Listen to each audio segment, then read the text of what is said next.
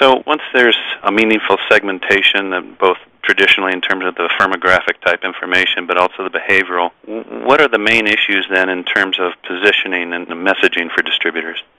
Well, for the most part, distributors essentially carry the same products as one another unless they have some type of exclusive relationships.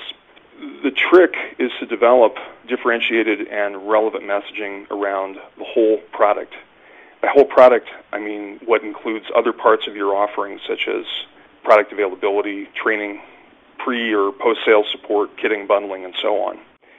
At the end of the day, this is where most distributors will differentiate, or perhaps not. It's going to be on this whole product, not necessarily on the products that they carry.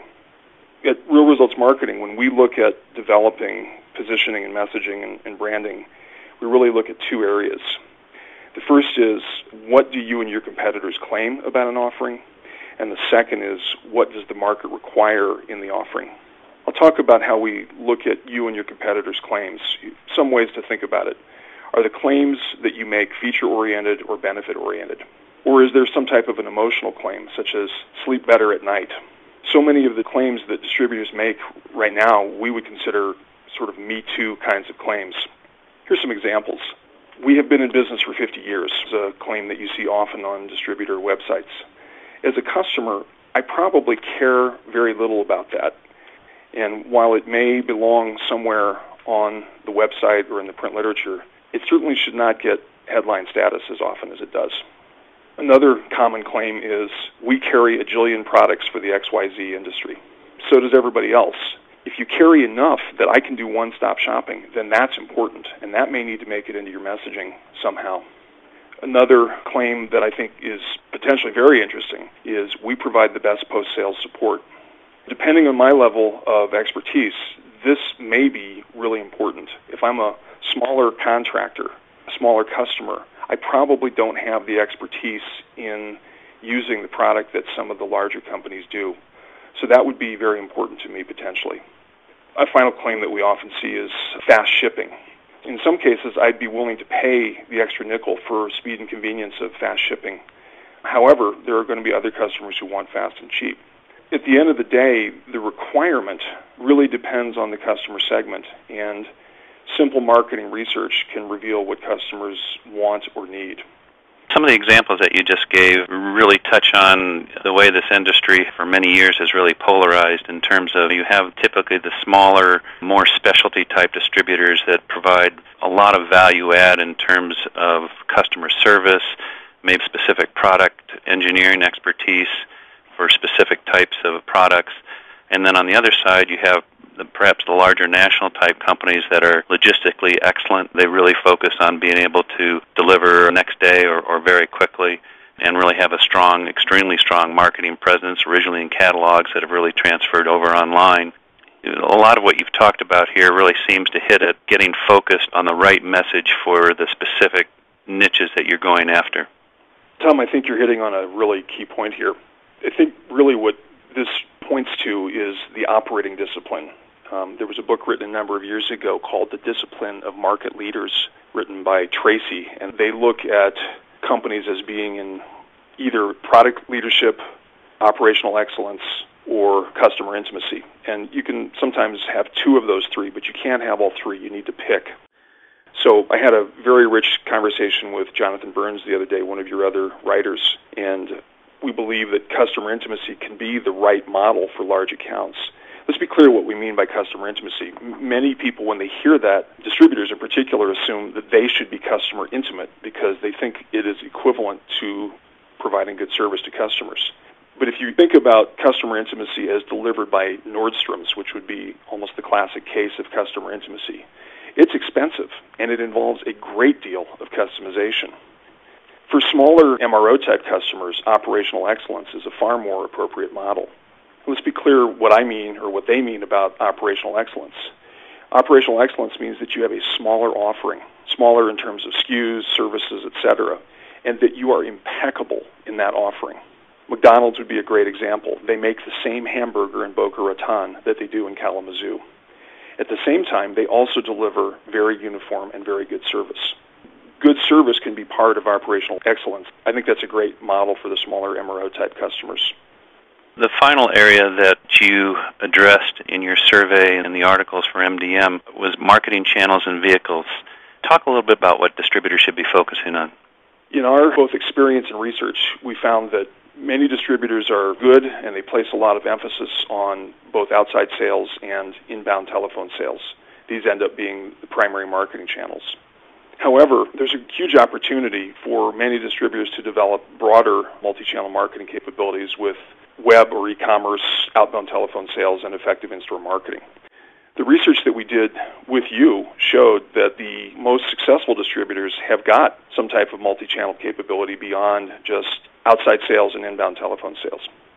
Let's just talk for the second about the web channel, because I think that's a illustrative example of where distributors can benefit more. Everybody knows the web is the rage, yet our research showed that less than half of the distributors have an e-commerce site. Slightly more than half have an aesthetically acceptable site, and only about a third have decent product data. In the case where you have limited product data, it's going to be almost impossible to find what you need on the website. So the people that use the website will come once, maybe twice, and when they can't find what they want, they'll switch to either another distributor or perhaps to another channel in buying with you. And what we saw was that although this was primarily a dynamic with the small and mid-sized distributors, a few of even the largest distributors only have very rudimentary web capabilities.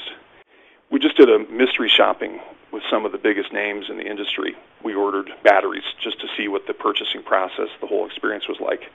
And we found a few cases with some of the biggest distributors where it requires 2 to 3 weeks to even get an account set up. Talk about sales prevention. That's really a huge opportunity for many distributors. I think the other thing that goes along with the e-commerce is that many distributors have a belief that print is dead or that the catalogs are not providing good value. Now, it may be the case in some segments that print is dead. However, for the vast majority, they're still going to benefit from having a catalog. And in fact, the catalog itself is truly synergistic with the good e-commerce site. It's a pretty well-documented phenomenon that buyers will often look first in a catalog and then go online to buy, unless the product category that they're buying requires some type of parametric search. So there's a wonderful complementary relationship between catalog and e-commerce.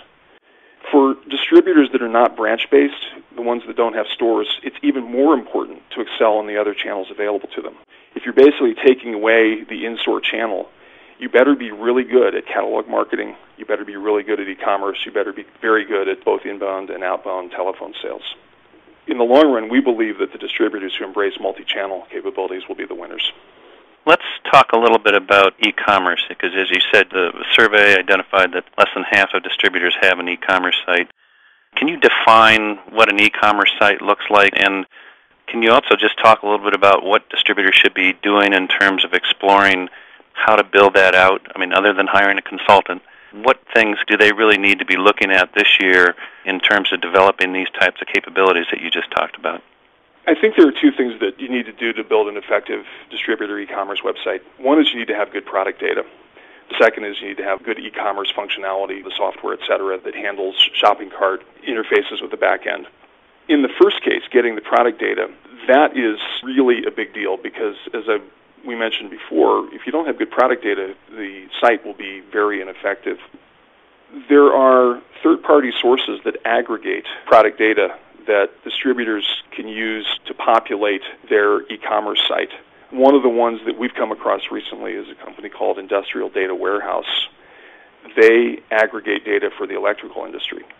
And there are companies like this for different segments. So I think that's a very good way to get data. Another way to get data is to hire a company that specializes in pulling data together. They've developed best practices. They've stubbed their toe many times. They know what works. They know what doesn't work. The second thing is the actual e-commerce functionality.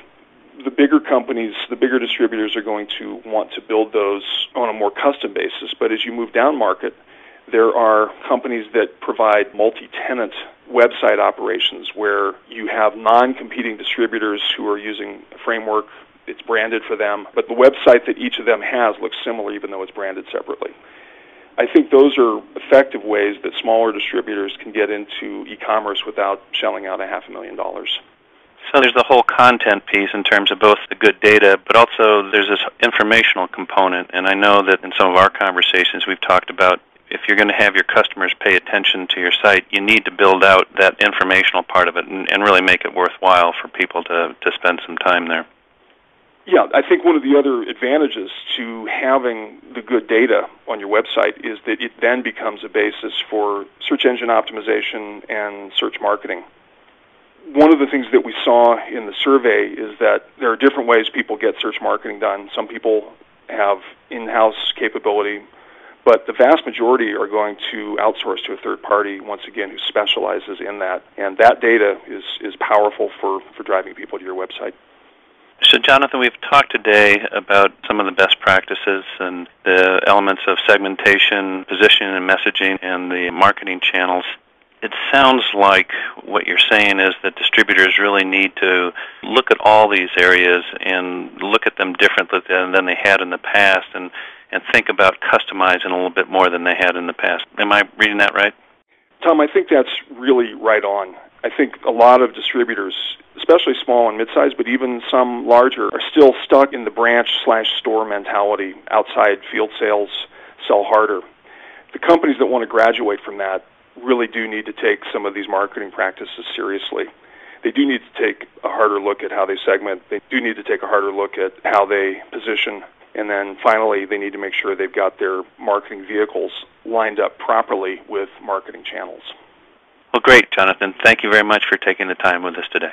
Tom, thank you for taking the time with me.